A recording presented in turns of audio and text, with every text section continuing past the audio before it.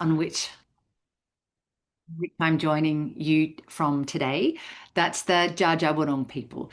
I would like to pay my respects to elders past and present and extend that respect to all Aboriginal and Torres Strait Islander peoples joining us from across Australia.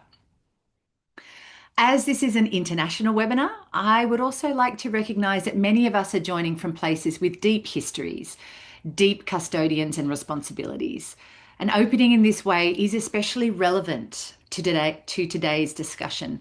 Long before the language of humanitarian duty of care was formalised, First Nations peoples practiced systems of care, protection, stewardship, and collective responsibility, grounded in relationship to country, community, and future generations.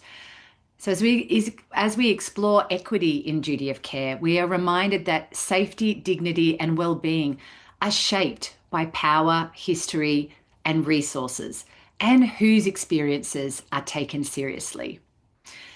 This conversation asks us to look honestly at where our systems protect some people more than they protect others.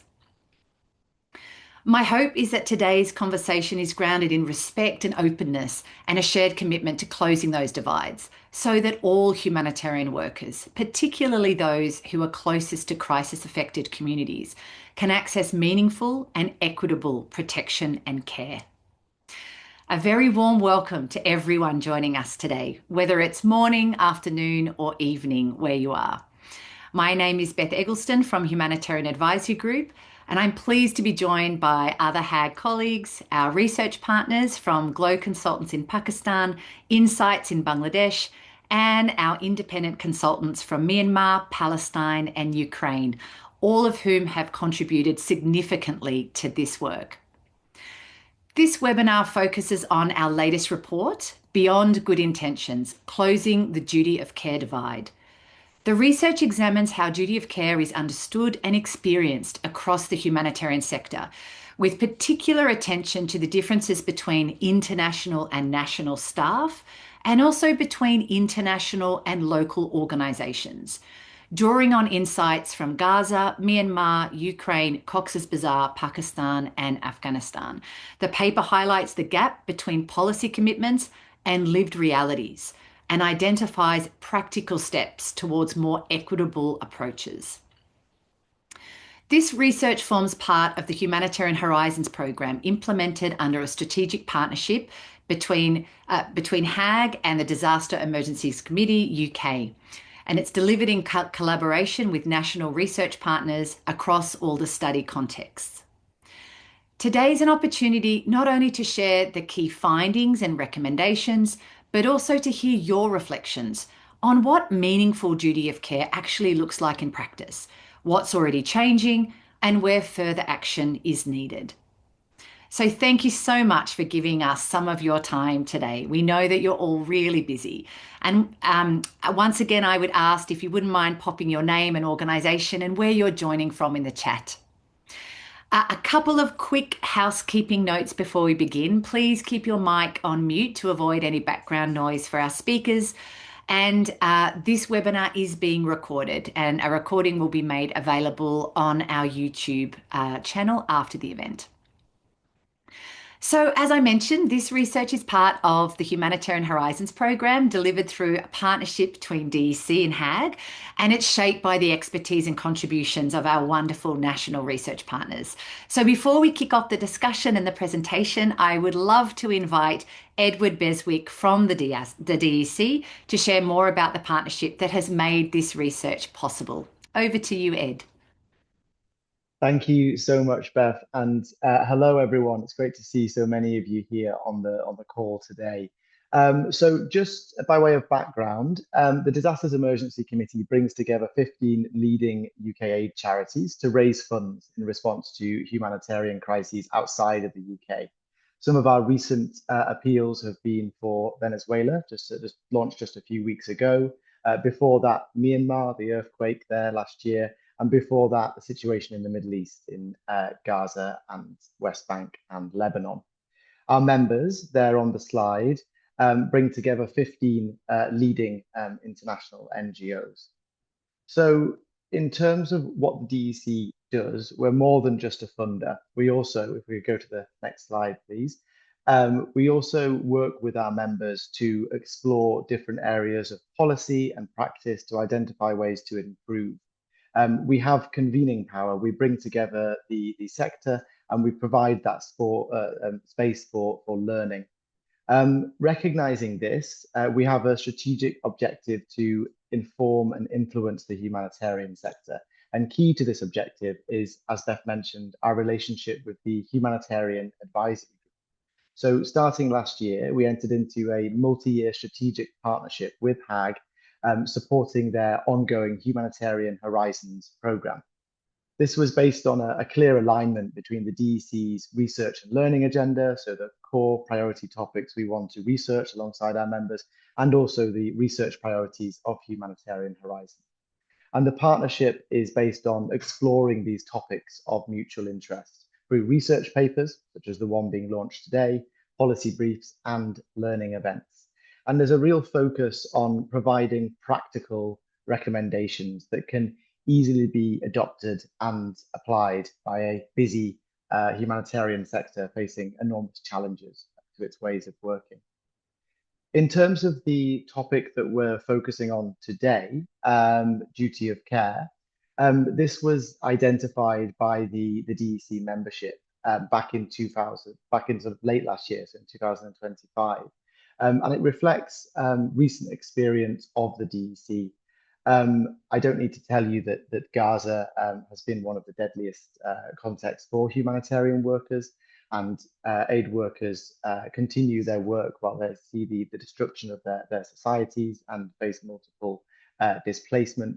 In Myanmar, aid workers face enormous risks in terms of personal safety, in terms of legal challenges that are often quite poorly understood by donors and funders. And in Turkey, Syria, in response to those earthquakes, we saw aid workers working on the response while also processing their own personal trauma and dealing with the fallout of those devastating earthquakes that struck both countries in 2023.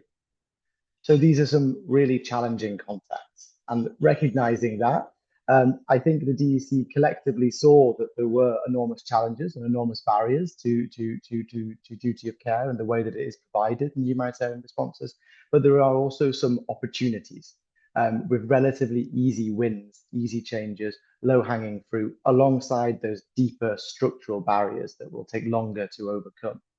I think we also recognize the need to work collectively all along the delivery chain to make the provision of duty of care more equitable. And you'll see as we present the findings today that this research contains some really practical, useful examples for funders and donors, such as the DEC, for intermediaries or international NGOs, such as our members, and also for local partners, the organizations leading the response in the various different contexts that the DEC supports. And without those local partners, so much of our work would not be able to take place. So that was just a bit of background in terms of where this research came from and the partnership that we have with the Humanitarian Advisory Group. Before I hand back, I just want to say a big thank you to the entire research team for a really excellent piece of research. And I know that these recommendations will have a big impact for the DEC and the way that we work with our members and our members' partners, but also, I'm hopeful, for the wider humanitarian sector and really making a positive difference in terms of making duty of care's provision more equitable in the responses that we support. So I will hand back to you, Beth, and big thank you to the researchers.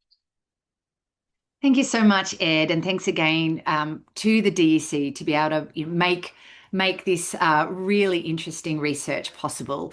I would now like to introduce our presenters. So we have some of our hags who are going to be involved in presenting the research. So we have Iranda Wijevikrama and also Ida Koniasi, and they are going to be presenting the overview and the recommendations of the research. And then we're going to be also hearing if Thura is online, Thura Tun, our research partner based in Myanmar. If not, if Thura's connectivity is not allowing Thura to join, Ida will jump in and present that piece. Zaki Ullah from Glow Consultants, a research partner based in Pakistan, and Zaki will also speak to the Gaza case study.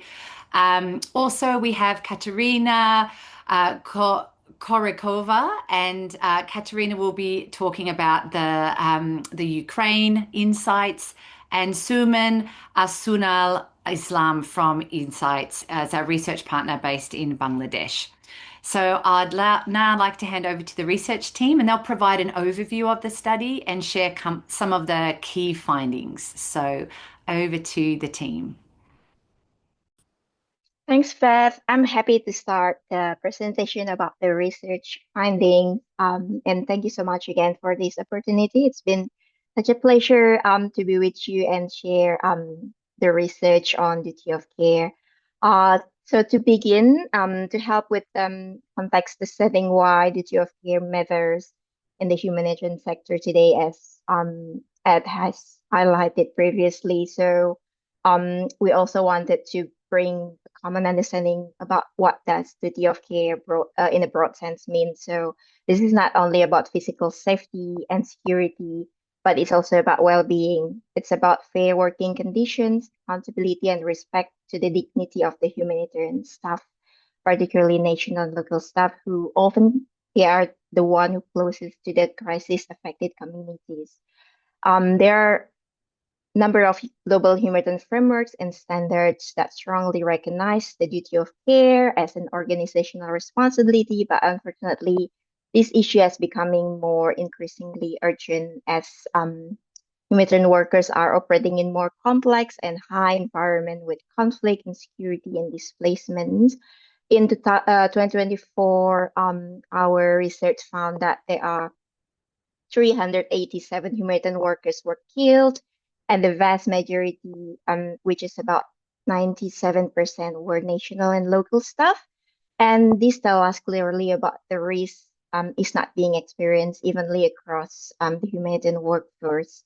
So this significant disparity exists between the international, national, local staff, and or as well as international local organizations, driven by differences in terms of resources, employment conditions, and decision-making power as well.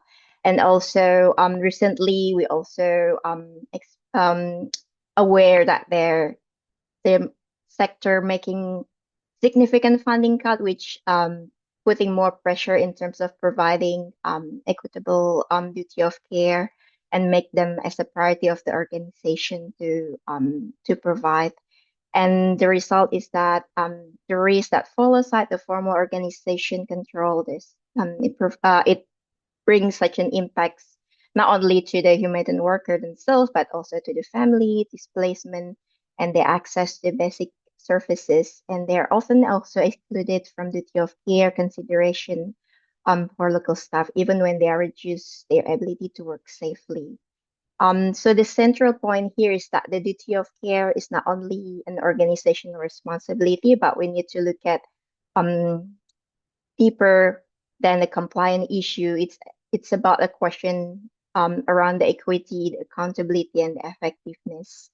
In in the current existing systems, it's important also to look at how the sector can move towards more equitable approaches to duty of care. And this is what sort of like provide the background of the research and makes us to focus more to looking at the divergence between the local and national actors perspective.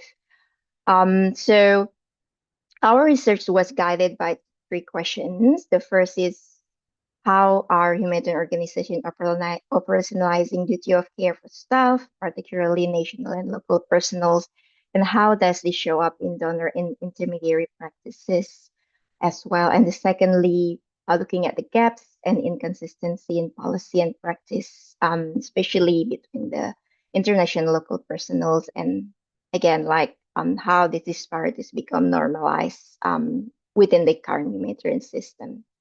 And the third one is around what are the opportunities exist to address this inequity and move toward more equitable duty of care approaches. So as a core of this study is to understand not only where the gaps exist, but also how we can address and provide practical recommendation to support more equitable duty of care. And in order to answer those questions, we adopted mixed method approach. So we have two mini case study from Myanmar and Gaza, and we also conducted several workshops, including with the EC members, with it numbers of interview at both global and country level in different humanitarian contexts, including Ukraine, Cox's Bazar, in Bangladesh, Pakistan, and Afghanistan with both local and international actors. And we also conducted short survey to capture the perceptions of humanitarian actors, including local and national international actors. Now we can look more on some of the key findings of the research.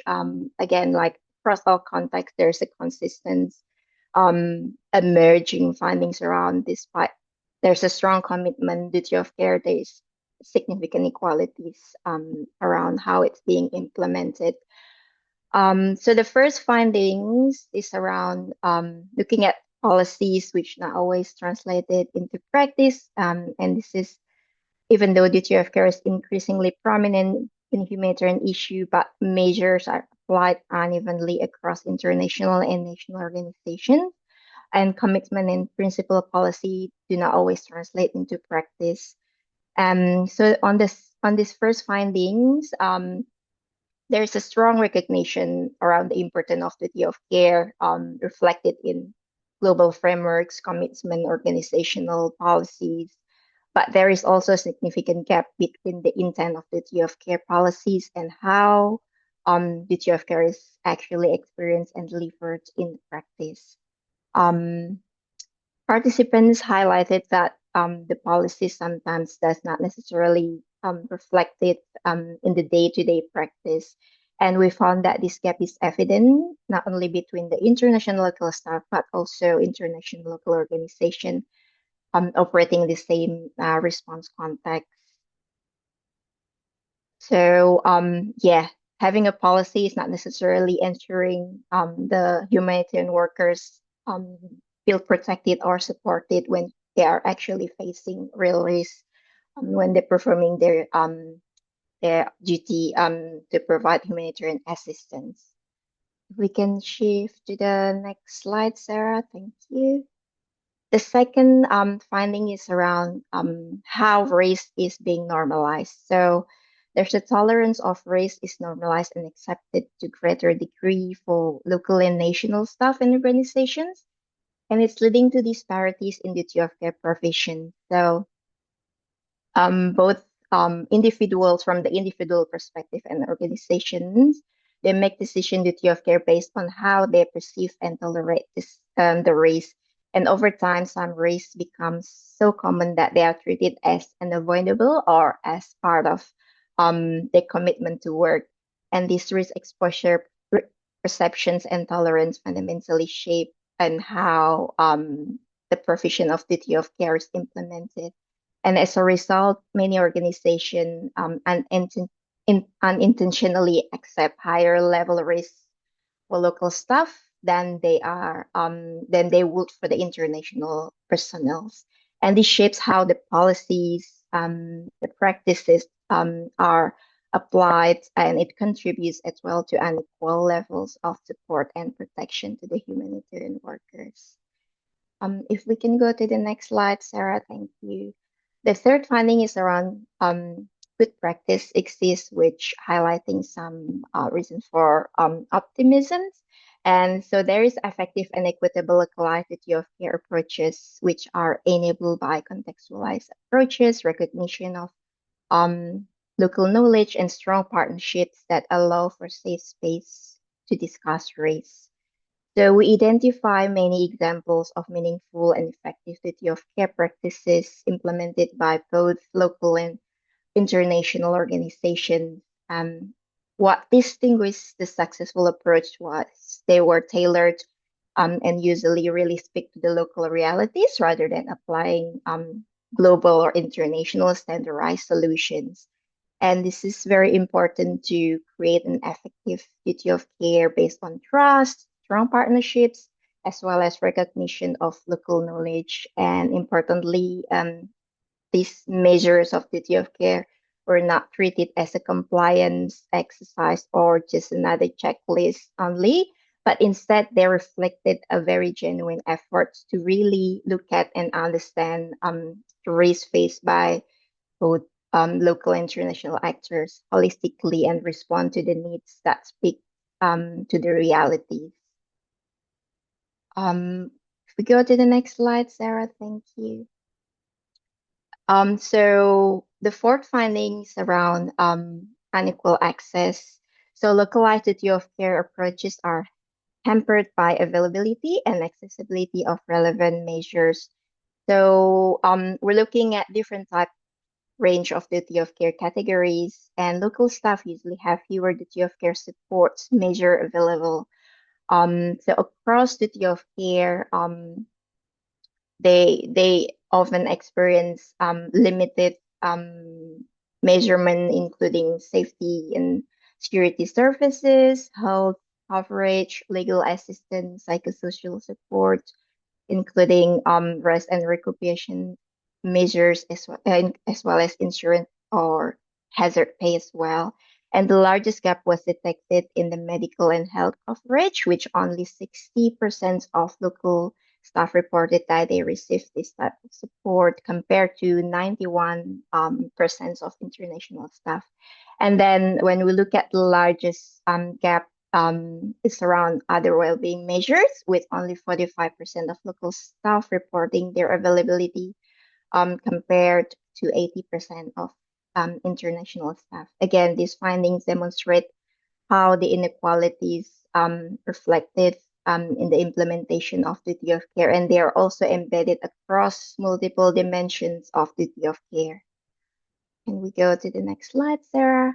And yeah, on the finding number 5 is around mental health, which yeah, come as prominent as physical and safety security risks, but continue to be under-resourced component of duty of care. As you can see, this is the number that we collected from the survey results. So mental health were frequently identified as concern as well as physical safety and security risks across different types of crisis, both, for example, both in Ukraine and Gaza. And the results, I believe the results is unsurprising, given the nature of the conflicts of the crisis response with protracted and high number attacks on the humanitarian workers as well in the settings. But again, however, the mental health well-being still under-resourced, particularly for local and national staff.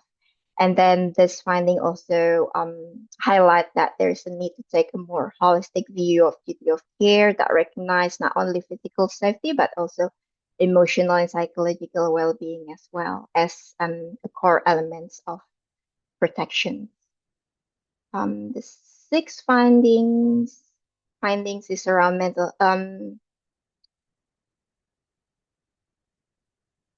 is it yeah, so I think the sixth finding is yeah, just want to highlight it that this is also yeah, how the insufficient duty of care of local organizations accompanied by funding and capacity constraints. So we're looking at their number of organizations that they have good intention to strengthen their duty of care but face significant structural barriers. This lack of broader findings, including a dedicated funding for the ICR, for example, or overhead findings, also inhibits in human resource and technical expertise to actually support the implementation and the development of the duty of care policy. So in the survey results, it's highlighted both that for international local actors, the top barriers of implementation duty of care are lack of funding and dedicated technical expertise, with more than 80 6%, then international actors, which 50% reported funding as the main barriers. And then again, like these findings really suggest that improving duty of care requires more than policy reform, but it also requires investment and changes on how humanitarian action is actually resourced and funded. So those are our key findings of a few. And then if we're looking at a deeper here in the country context insights, yeah, so on behalf, I would like to present this on behalf of our research partners in Myanmar, to Ratan, who unfortunately couldn't connect with us today. But yeah, so from the case study that we developed in Myanmar, there's lots of insightful examples around how this the inequalities of duty of care issues play out in practice, particularly around the risk sharing and budget flexibility to support duty of care. Numbers of participants who engaged in the interview highlighted that there's a strong connection between those components, which is very important, and they emphasize that local organizations need to access the flexible response to actually meet the needs in the rapidly changing operating environments, particularly in such a context in Myanmar. And the research also found that there is an uneven application of duty of care, which is very evident in local organizations. And this is reflected in the partnerships approach as well, which in some cases the support available only on international staff, but not extended to local partners organizations. And the last interesting insight around the duty of care in Myanmar is also at the same time, there's also some race component that often hard to be reflected in the provision of duty of care because they're not formalized and it's hard to be reported. For example, such a conflict, militarizations, access restriction, and then when you have to go on the checkpoint and provide some support in that. So, and this is faced by many local staff, and they view them as part of the everyday work, even when they could be considered unacceptable elsewhere. So, however, the participants also highlighted there's a strong value of coordination platform and consortia, which create opportunities to collectively discuss and develop together and advocate a more equitable approaches for the duty of care. I guess, yeah, just wanted to highlight that the case study from Myanmar really demonstrate how duty of care is shaped not only by the organizational choices, but also by the broader structural financial constraints that affect the entire humanitarian response system, particularly in the context of Myanmar with high risk and the evolving crisis happen. Thank you so much. I'll hand over to Zaki now, who will speak yeah, deeper around the insight from Gaza, Pakistan, and Afghanistan. Over to you, Zaki. Thank you very much, Ida. And a very nice presentation so far. I'll try to match the way you presented findings so far. So I'll cover some of the aspects which are listed on the screen, and we'll try to relate to what we heard from the respondents during our research from different areas from Gaza, from Pakistan and Afghanistan, and try to relate it more to the practical sort of situations in these contexts, humanitarian contexts. So the first one, insurance cover in a non-functioning health system environment. This is something which came up in particularly in the Gaza context, where due to the conflict, the majority of the health infrastructure is destroyed, and those facilities or services are no more available as these were before the conflict situation. So providing even a health insurance cover to the local staff who had only the opportunity to use that insurance cover in their localities or in their local vicinities. But if there was non-existing infrastructure or health services, they were unable to use any such duty of care support if even that was provided to the local staff. In such cases, the services or the facilities were still available here and there, but that was much more on the higher prices and a bit more into the what can I say? I mean, the black market sort of situations or informal circumstances. So the insurance wouldn't be used for even availing those services by the local staff in such situations. So contextualizing our duty of care support is very important, as we have seen this health insurance aspect in the context of Gaza, and this will be pretty much applicable into other humanitarian context, especially in the conflict sort of situations where the health services are non-functioning or those are collapsed or damaged due to the intense conflict situation. So maybe just providing the insurance under the duty of care support might not be sufficient, and the sector needs to think about it, how to manage or to ensure the duty of care commitment in such situations, especially for the local staff who don't really have the opportunity to avail health services beyond their local areas normally. Secondly, when it comes to the local staff working in the international organizations or for the local organizations, many of those local staff might have seen or might have been affected directly from the conflict situations or even on the disaster situation as well. That could have received or could have been directly injured. Their loved one could have been injured. Their property could have been damaged. So we need to understand those local staff may be hailing from the local areas, but they could have been through the very severe sort of trauma while they're administering their responsibilities as a humanitarian staff or actors. They could bring more passion and more strong will, positive will, in providing that humanitarian assistance, but also maybe they are carrying on that trauma with them, which definitely then make them more in need of any psychosocial support. Again, I'll link it back to the to other situations in particular in our study context here.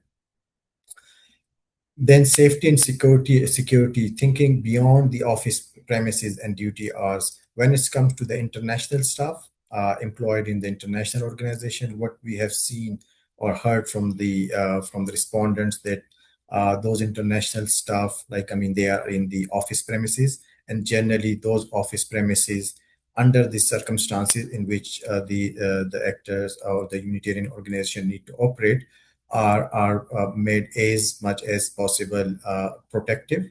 Um, uh, but also the international staff beyond the duty hours, they are provided access to safe sort of residence, whether accommodating them within the office premises or providing other residences which are much more safe and protective. But when it comes to the local staff in the same international organizations, during the office hours, definitely they have access to the same safe or protective office environment or premises as the international staff.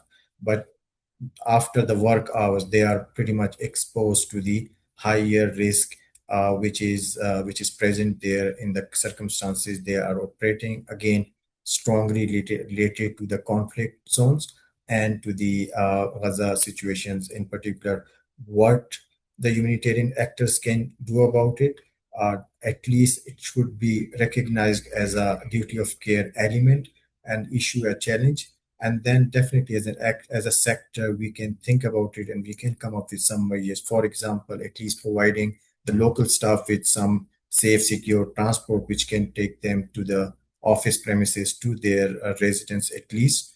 But what other measures we can take, definitely the sector can deliberate on it and can come up with some good measure. But at the moment, this disparity is clearly present there when it's come to the same organization treating the international staff and the local staff in the same location. Now, moving on to the other aspect, which is legal constraints in case of evacuation and even beyond the legal constraints. Again, what we heard from during our study is that the international staff of an international organization are covered in a sense that if there is a situation, they would be evacuated from that location either to their home countries or to the third country where at least they can a safe environment that they can operate from. But when it's come to the local staff, this sort of um, duty of care aspect is clearly missing. And I will relate it to what we have already seen in Afghanistan situations a few years back in 2021 when there was a regime change, sudden collapse of the government and the other regimes taking over. There was complete chaos, panic. Many of the individuals, colleagues who are on this presentation session today, probably they would also recall those very horrible visuals. People just like, I mean, somehow trying to evacuate the country, and many of the international organization staff, they were also fearing for their life, that what will happen to them. Many some people even falling from the plane. So I mean, that was a complete chaos and a very stressful situations for the staff. Are as a humanitarian actors in today's date, are we ready to cater for such situations again if we have to, when it comes to the local staff, what we can do?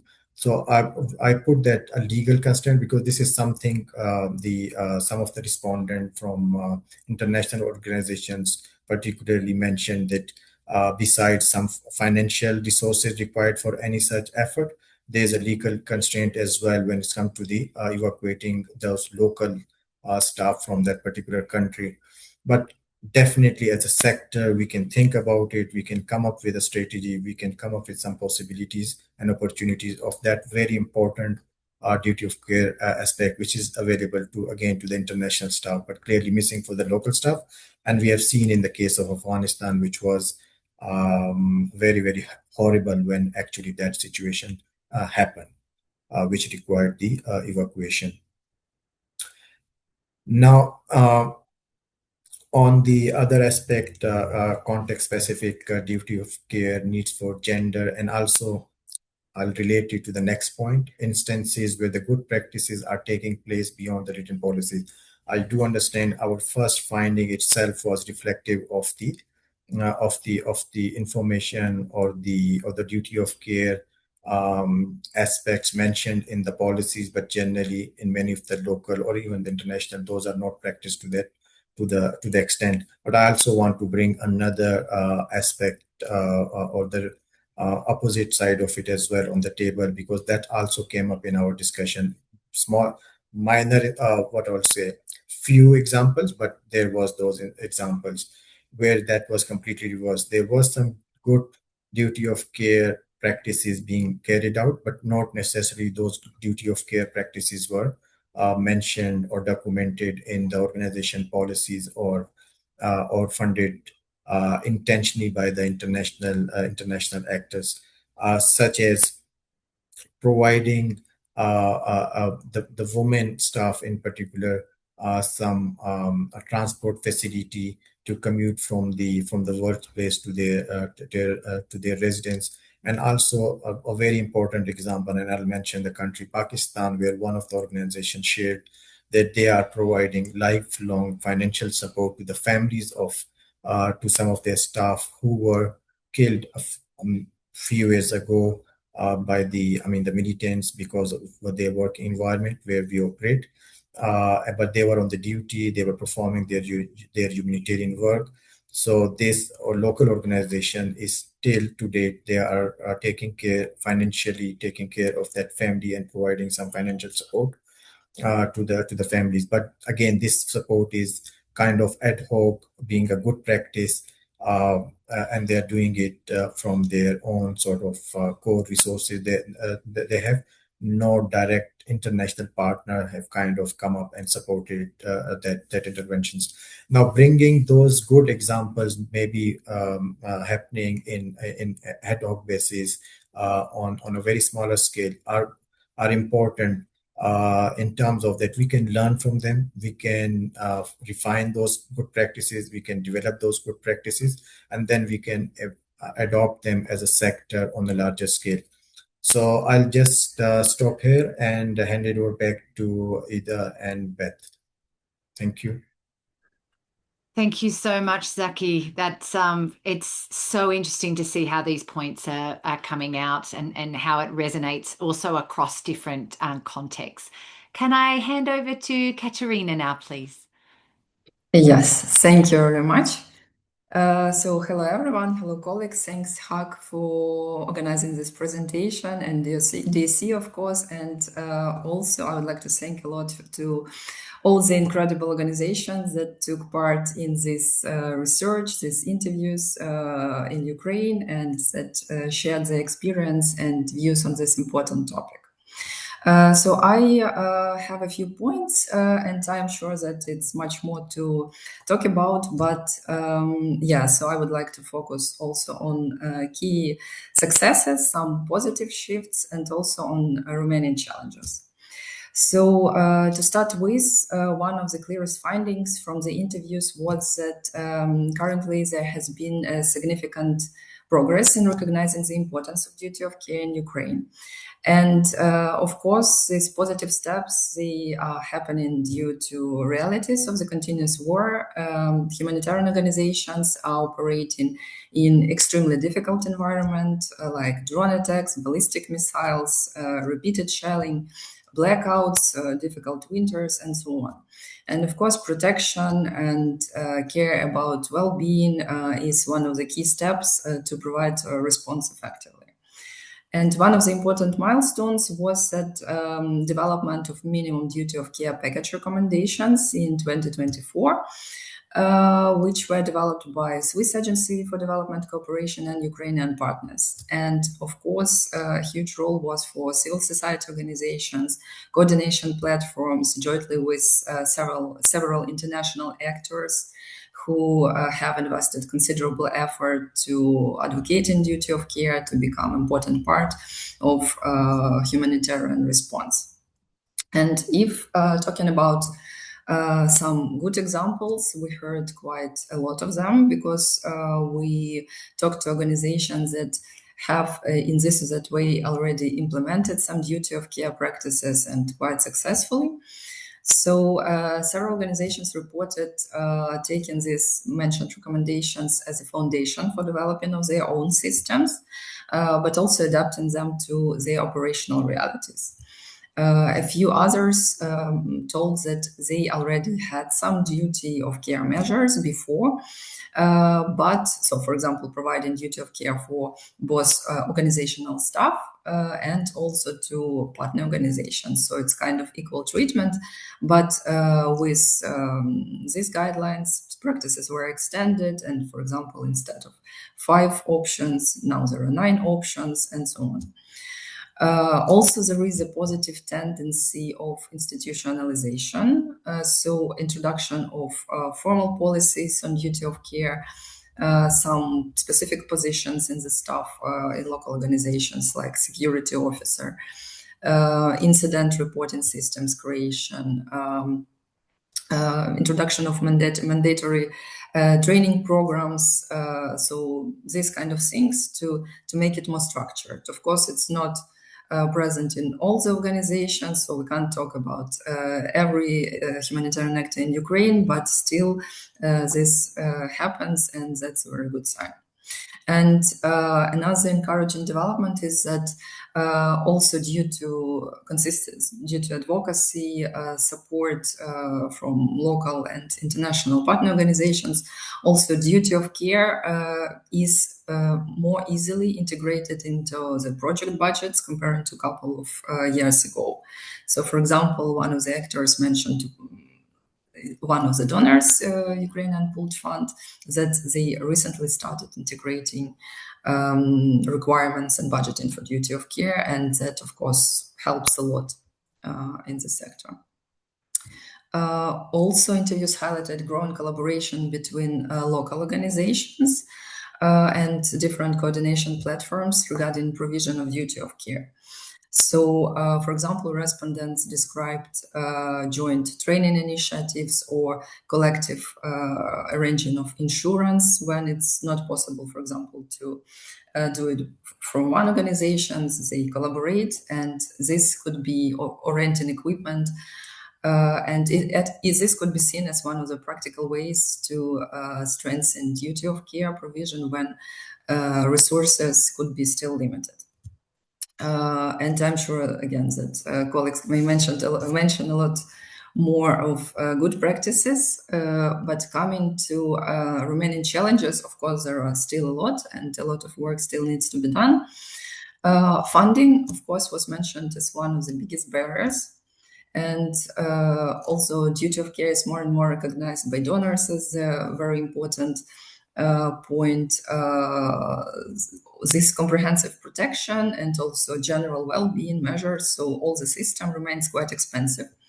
For example, if there is no full support from the donors for these smaller organizations, local organizations, not usually, so they may lack some financial capacity to implement this without external support.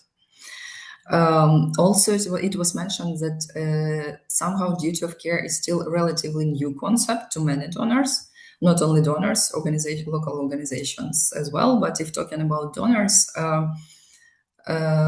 this may result that level of flexibility varies considerably, and some are more flexible in providing some duty of care, and some are more rigid, and it's difficult to justify and to, if, for example, response is needed for some challenges in the changing environment, because everything may shift very quickly.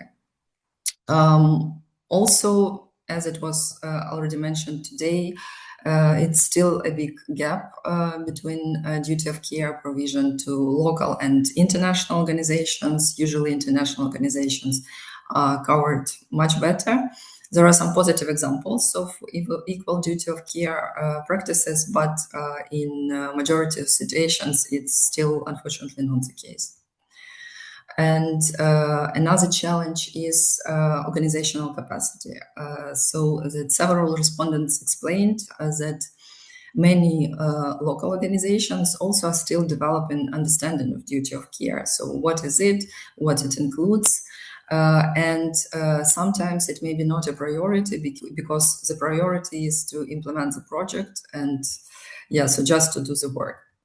And one of the recommendations which we were hearing during the interviews that organizations, local ones, need to ask for duty of care themselves. So it should not only go from the donors, but from local organizations, so that they know their rights, they know what to ask for, and show the importance. And this also will help to organize everything properly. And finally, if talking about the challenges, there still was inconsistencies. So inconsistencies between donors may create practical challenges. So as I mentioned, this difference. For example, if one donor funds covers health insurance and another one doesn't cover, and employees of the local organizations work for both of these donors, so it could be feel quite unfair when part of the organization is insured and another is not. So it's also quite a challenge.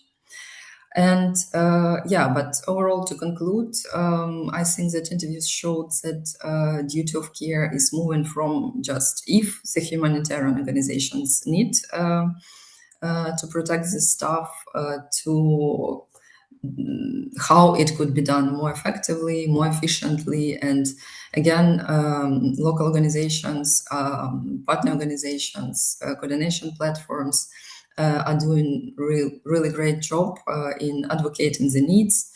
And overall, so the progress is happening and the tendency is quite promising. So that's it from my side. Thank you very much. Thank you so much, Katerina. Some such valuable insights there. Can we hand over to Suman now?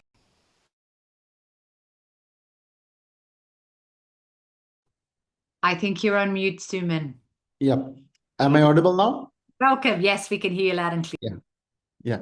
Thank you. Thank you very much, Beth and Ada, giving us this opportunity of working in this interesting project study, and also the sharing our findings and experience and overall context of Cox's Bazar, Bangladesh, with this larger audience who are interested in this discussion as well. Thank you, the audience as well, for hearing from us and our experiences. So from Bangladesh, actually,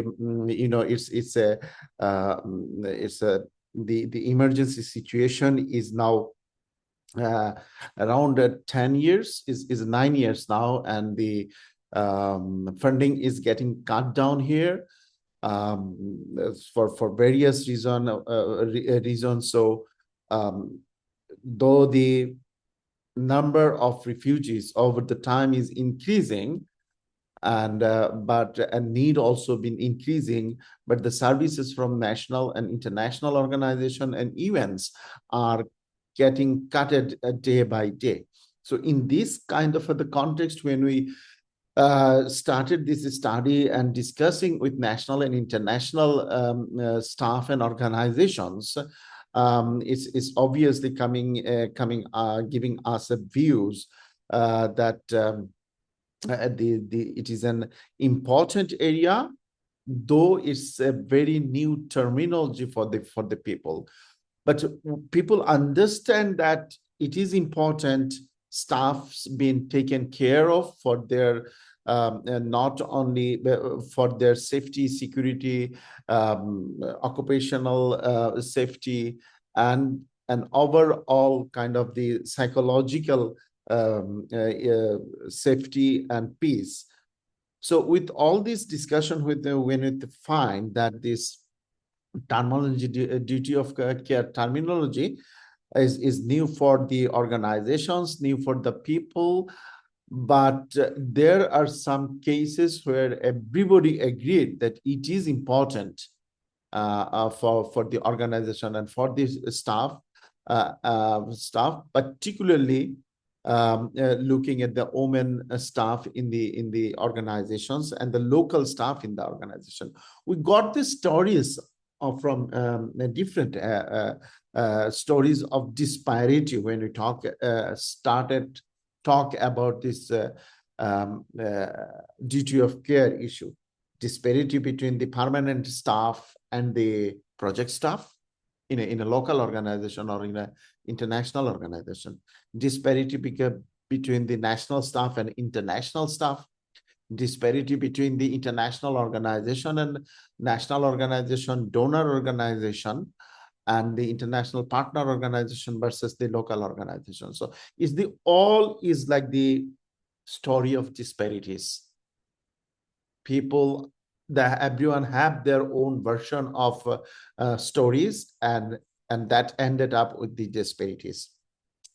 So, for example, the case study, if I say the one case study we got, like in same organization, but disparity between the national staff and the international staff. But this been solved when it's have a dialogue with the management and with the staff. They've been solved it, but initially it started with the difference in the salary. While the international staff was getting the higher salary for the same work doing by the national staff. So that's the tension there. On the other case study, we got like the same staff working in different organizations, in UN, in national and in international organizations. And she been treated differently in different organizations.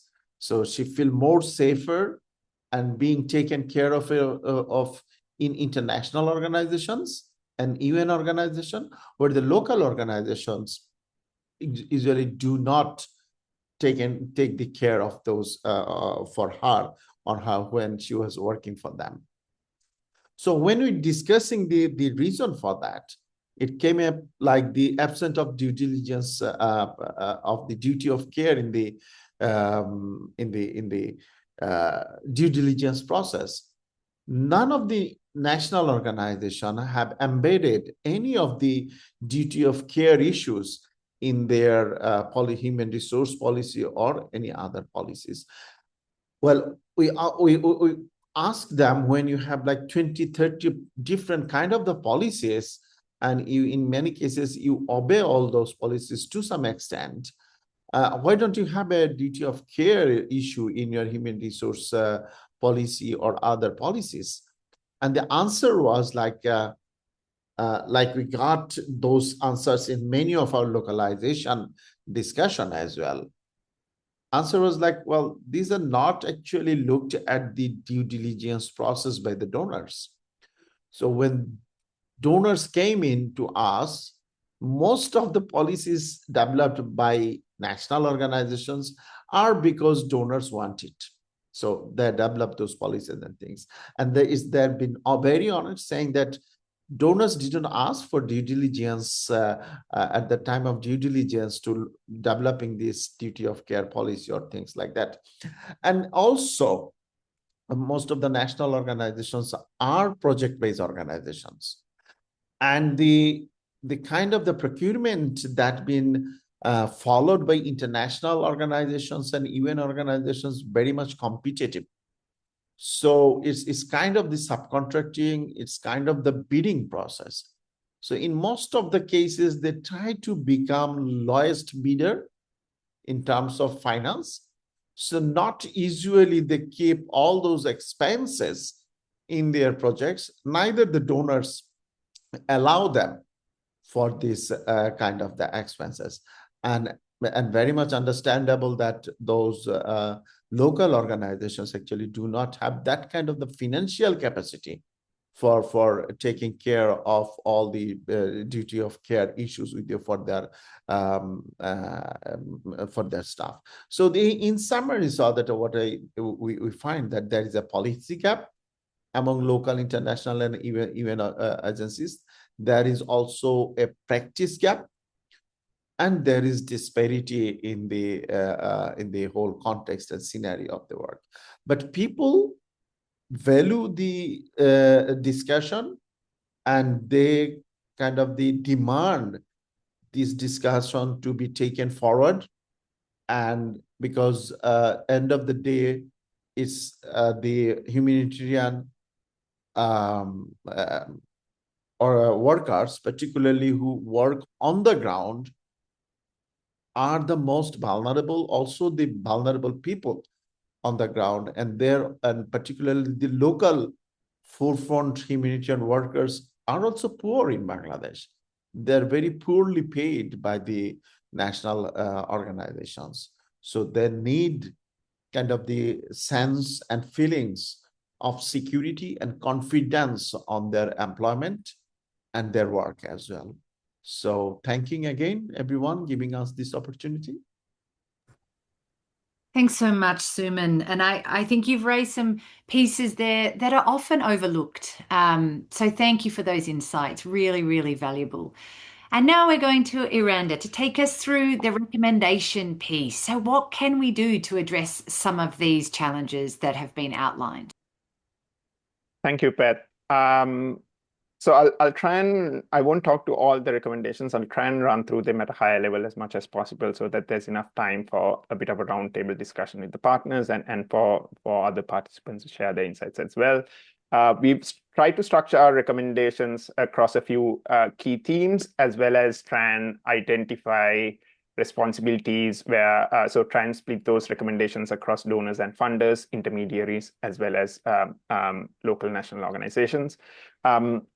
So I think one of the main things that came up was, as you would have also seen from our partners talking about this, is there needs to be structural changes that need to happen in the space of duty of care, which is very strongly linked to risk sharing, how risks are assessed, particularly doing that in a joint risk analysis process, and looking at how funding agreements are structured, but also looking at how can you make this a mandatory component of proposals, funding conditions, and reporting requirements? And also particularly being as very, I think linking very strongly to what Suman was talking about, this competitive process of subcontracting and this idea of value for money very often leads to compromises or cuts in budgets, and programs tend to be a program implementation. Obviously, the focus is the communities that we're trying to save or support, but the focus on program implementation or the prioritization of that often leads to cutting down of duty of care budgets as well.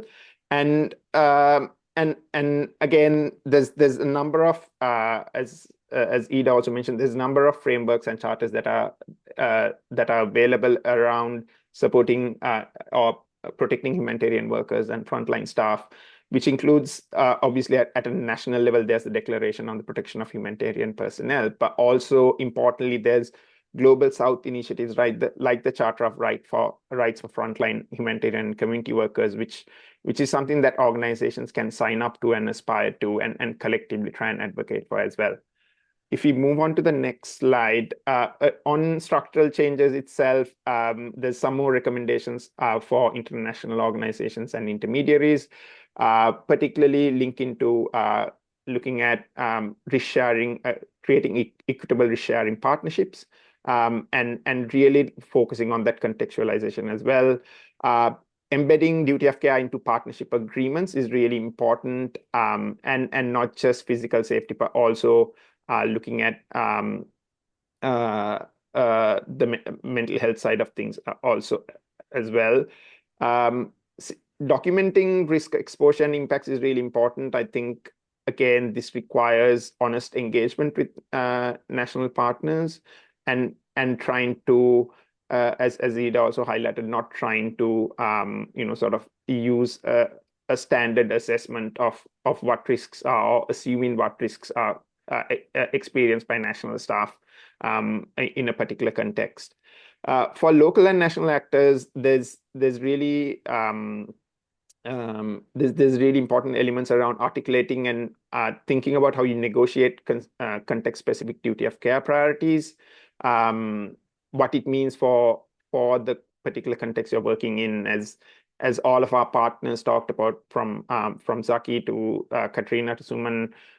All of the contextual challenges that are experienced in those countries are really important to be highlighted in the partnerships that you have and the discussions that you have.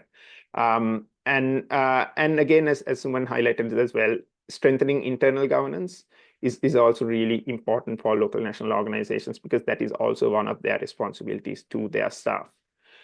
If we move on to the next area of recommendations on funding and resources, as very evident, and I'm sure all of you experience in your own work and your own advocacy, funding and resources are really one of the biggest challenges.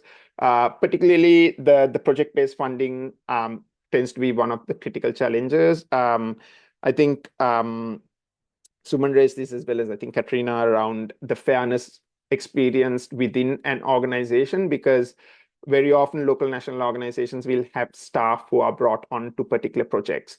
And if that project is funded by one donor or one funder, they might provide resourcing for duty of care provisions for those team members. But in another project, which might have been a competitive process where duty of care wasn't really prioritized, those staff members won't really have any of those benefits. So this is also strongly linked to thinking about how flexible funding is provided. So donors and funders have to really think about how that is structured, how the important role that administration costs or ICR play in enabling local national organizations to provide duty of care support as well. And particularly for donors and funders, they have a very big responsibility in ensuring that these resources are actually passed down through partnerships, because we see in a lot of our research around locally led response or funding, the flexibility that is often handed down to intermediaries by donors or funders don't necessarily translate down or filter through to the local and national actors who are working on the front lines. And that is where donors and funders have to play a much stronger role in ensuring these are passed down. If we go on to the next slide, some of the responsibilities or recommendations for funding for international organizations, again, very strong responsibility in ensuring pass-through of duty of care, funding to partners, transparently and consistently, including full duty of care costs in proposal designs, and also importantly, a lot of these challenges fundamentally linked to good funding practices, which also includes making sure local national partners get a fair share of ICR or administration costs as well. For local and national partners, it's important that they highlight this as in their budgeting and planning and raise this as part of their negotiations, but also trying to look at where you can leverage pooled or shared services if feasible, because sometimes accessing it as an individual organization might be more challenging as opposed to going through a network or a collective of organizations. If we move on to the next set of recommendations, that is looking at contextualization. So I think we've heard this quite a bit in the presentation so far, and the how important it is to take each context in its own challenges and experiences to understand the duty of care requirements, rather than trying to bring in a standardized global risk matrix or duty of care matrix and try and plant that in that context. Even within a country, it is really important to understand and really contextualize based on different regions, what duty of care considerations may apply, and also, as I think Saki and Suman also highlighted, in particular, the gendered aspects of duty of care becomes a really significant element in bringing in this contextualization as well.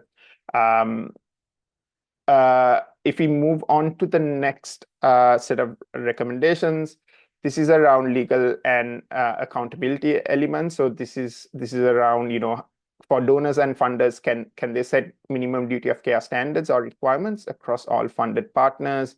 How they can strengthen accountability mechanisms, how they can improve the reporting and hold their intermediaries and partners accountable for implementing duty of care. So it's not just about saying, okay, we are providing them funding, but also how do you ensure that it's done, it is actually happening on the ground. For international organizations and intermediaries, looking at whether you can provide legal and protective measures to partner staff where feasible. How can you clarify roles and responsibilities in high-risk scenarios, and particularly thinking about reducing the inequalities of duty of care between international and national staff, as was highlighted by our partners, particularly Suman bringing that example as well. The next set of recommendations are more sort of across a few topics. The first one is around strengthening accountability on protection of civilians, including aid workers, and this has duty of care has a strong link to protection of civilians. And as within the IHL frameworks, humanitarian workers are recognized as civilians. So it's really important that organizations, particularly international organizations who have those advocacy opportunities with their funders, continue to advocate for accountability and making sure that state parties and parties to conflict uphold and enforce humanitarian law. It's one thing to talk about, how donors and funders value humanitarian workers and humanitarian workers should be protected. If you look at the genocide happening in Gaza or war crimes happening in Myanmar and Lebanon, there is a responsibility that international organizations and donors have a role to play in making sure those actors are held to account, but also making sure that IHL is enforced, because that plays a critical role in the duty of care aspect as well. Improving collective reporting and advocacy is part of that, and this is also potentially where linkages with human rights organizations and other advocacy organizations also become a critical element as well. Risk sharing is such a huge part of implementing duty of care in practice, and it is we are doing some research on that, and what is evident is, again, there's risk management or risk transfer happening in practice, but very little risk sharing, genuine risk sharing with local and national partners. So this is an area that really needs to be moved forward.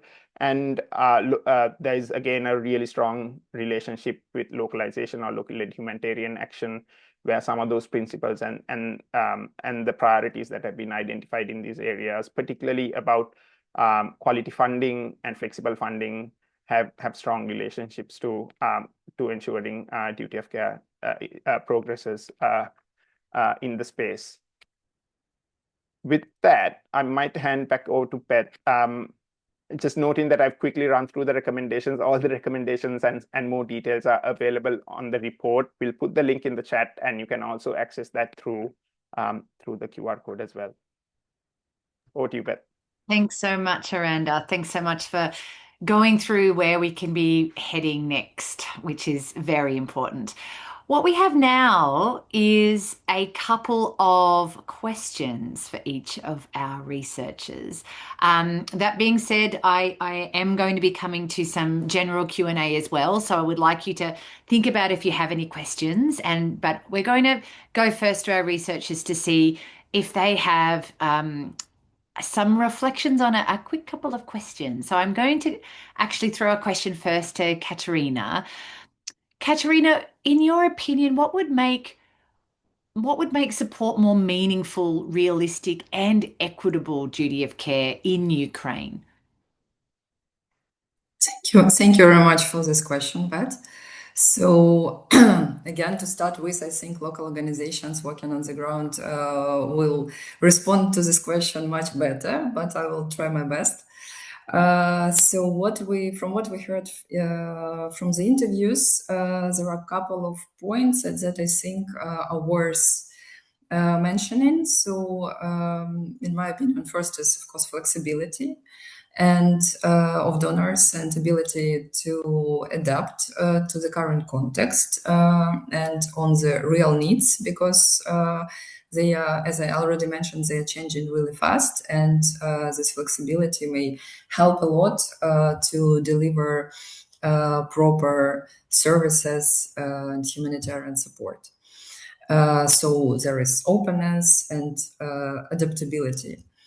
Then it was also one of the, I think, good practices in couple of respondents mentioned that this is needs assessments and collaborative approaches. So if something is developed, it should be developed jointly with partners. So that not something that we think partners need, but what they actually need. Of course, trust to local organizations is very important, because they are the ones working on the ground, so they know what they do and what they actually need for this. And also one point that I mentioned before in my presentation, it's development of organizational capacities. So to maybe provide support to organizations to make them more sustainable, and also organizations themselves need to understand what they need. So if to summarize this, of course, partnerships-based approach, long-term relations, I think will help a lot.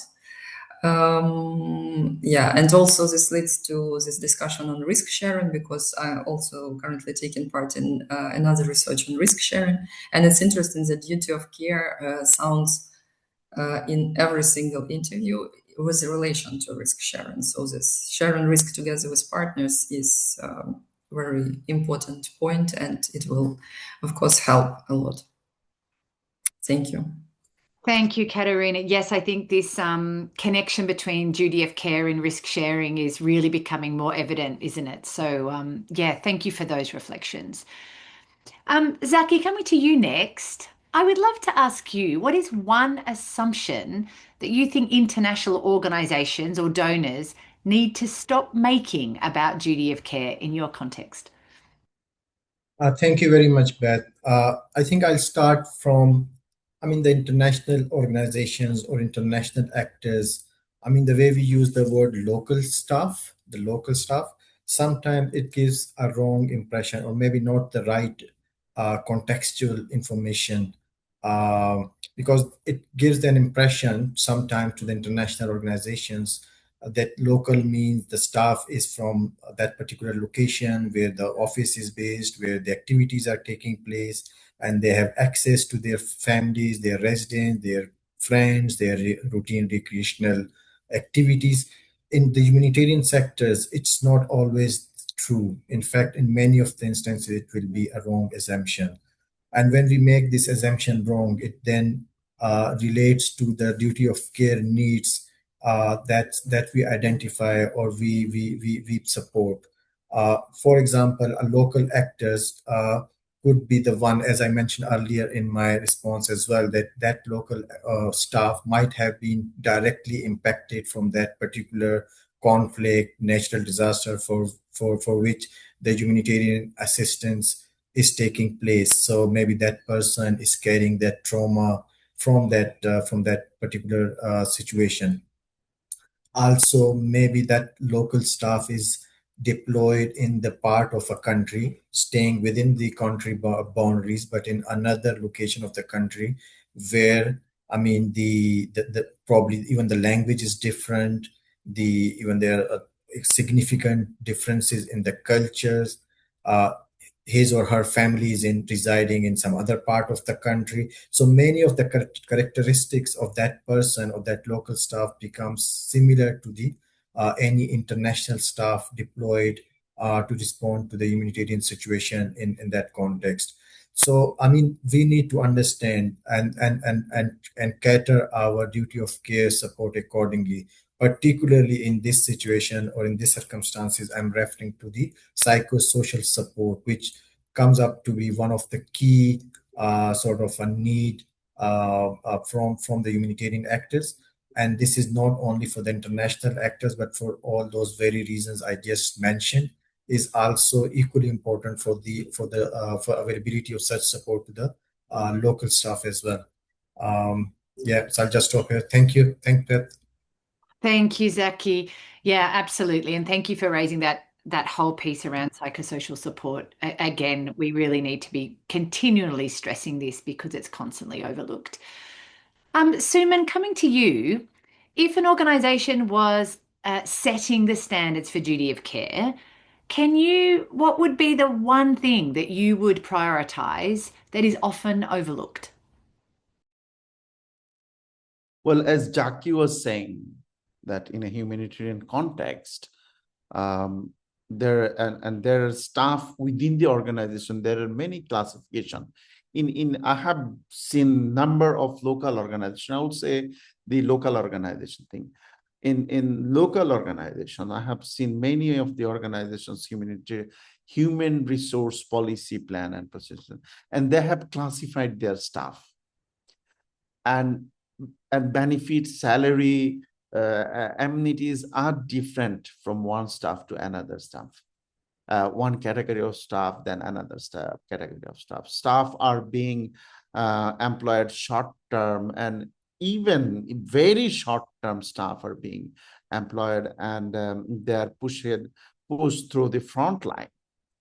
So those staff who in a emergency situation, sometimes they work for 18 hours.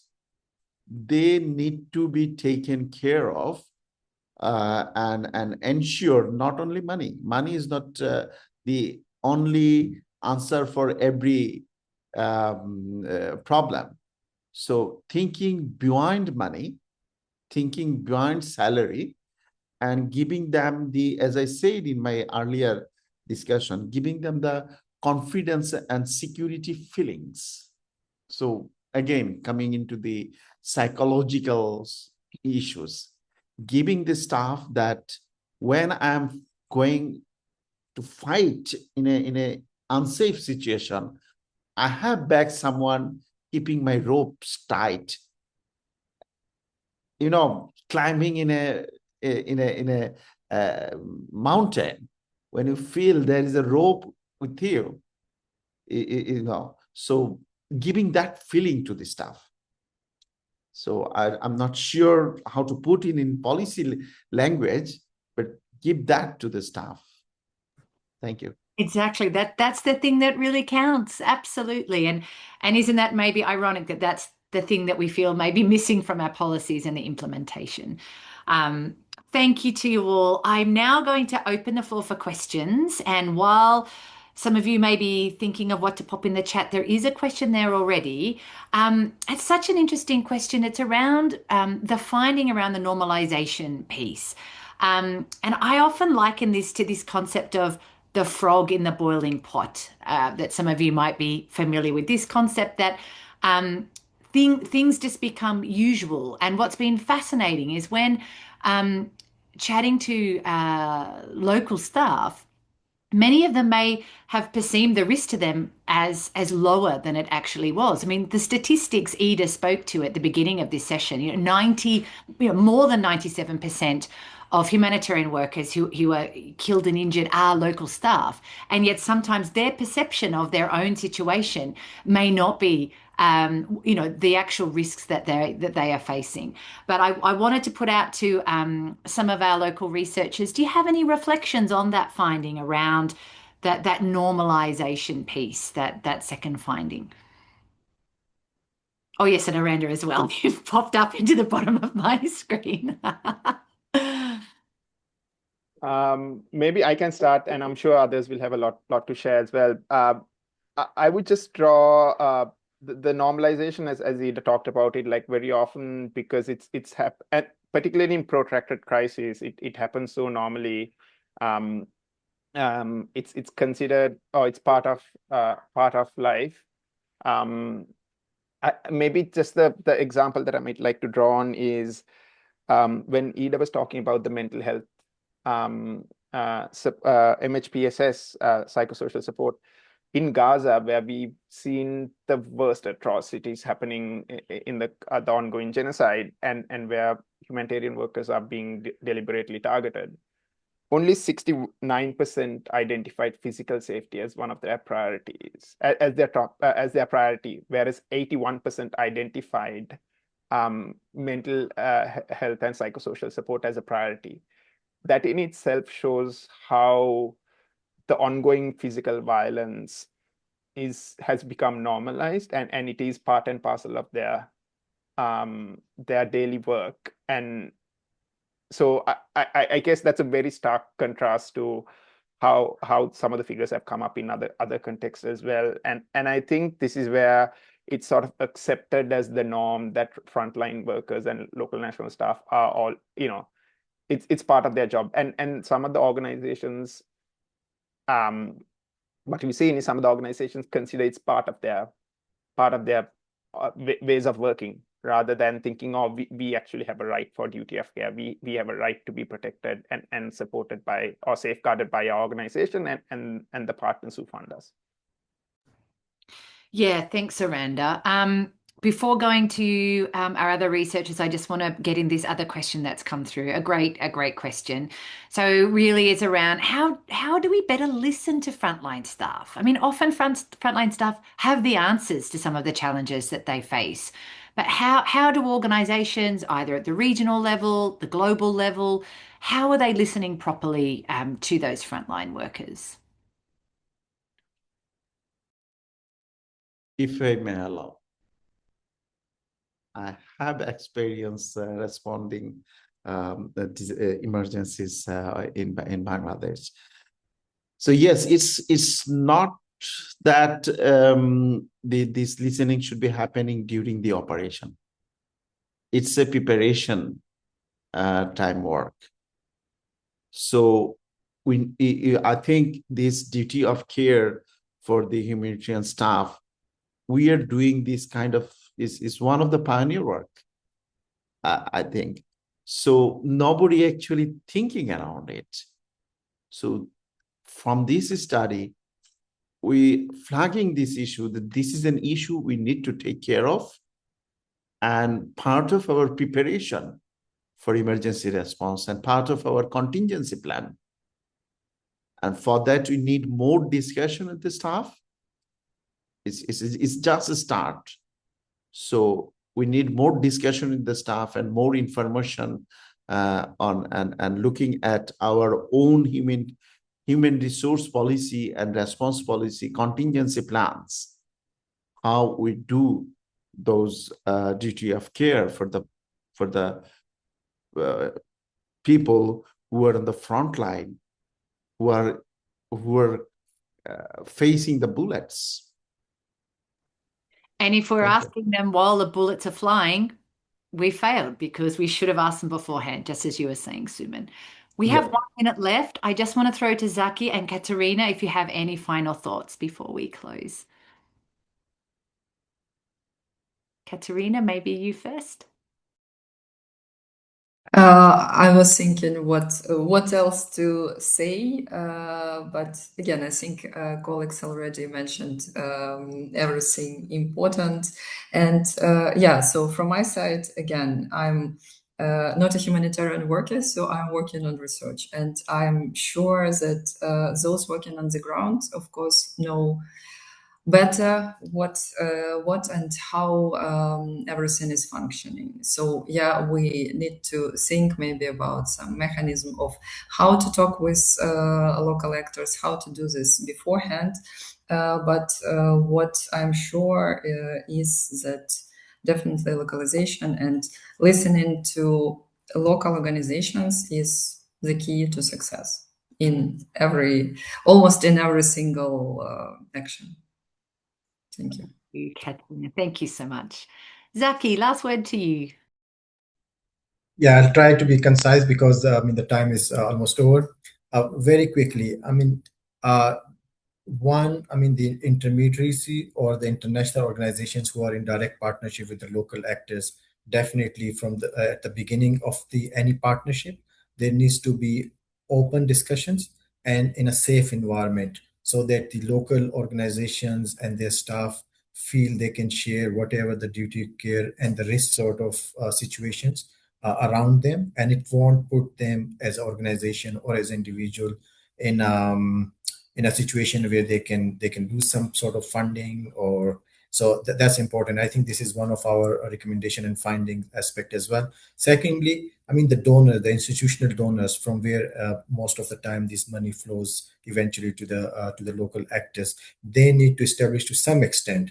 We do understand they have limited staff, and they can't really interact with all the local actors who eventually receive their fundings, but they can have at least some sort of direct listening sort of session with the local partners in different region countries, maybe on some regular intervals, which can be manageable, but they can be then in a position that they can direct receive some sort of inputs and feedbacks from the people who are really on the ground and who really actually then provide the penny which is traveling or trickle from there to the actual beneficiary.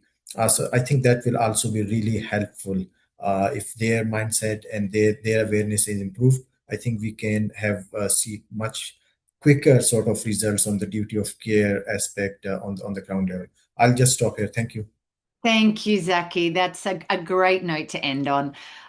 Thank you to all our speakers and participants, and for everyone for joining this Meet the Idea session today. It's been such a great discussion, and there are just so many really useful insights here. We really appreciate everyone's time. The full report is now available on our website. You can access it through this QR code or in the chat. Please reach out to us if you're interested to discuss more about research, and look out for future webinars where we'll be talking about risk sharing and also flexible financing. So thank you everyone for your time, and I hope you have a great rest of your day. Thank you very much. Bye now.